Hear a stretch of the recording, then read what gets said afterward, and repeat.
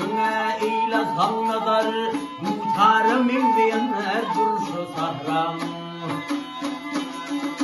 Yukur zicer gelen kâlifi kadar etrek vurgun kuşa kırşı sahram.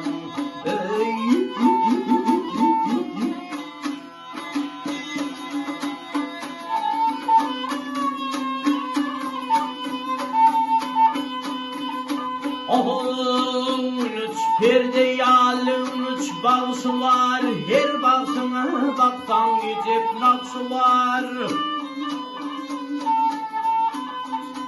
İktisat payı taklar bir karar, tahta diyup girişir sahram.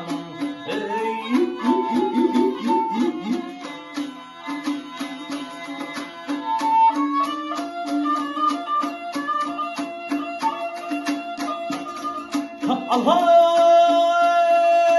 Daşlı burun bindir tükbenim çüliyim, duruşuna altındır gülişan çüliyim. Güllü dağları var elvan unçerey, gül sevdaldır bir arşı sahram.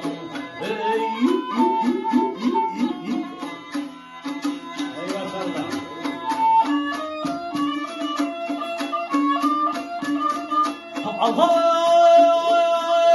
Akokay marawa taze yapayım, akala peşkin mirza vurgun düzeyim. Ağzı boşun temir var obamı deyip bedep dur yap yaşıl girişi zahramın.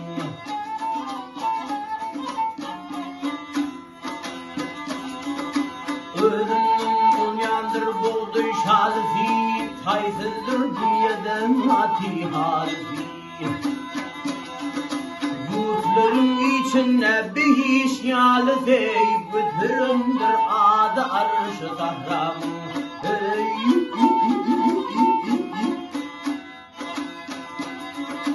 Yurtların içinde bir iş yalifi, bütürümdür adı arşı zahramın.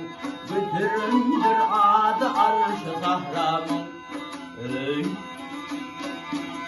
Gel.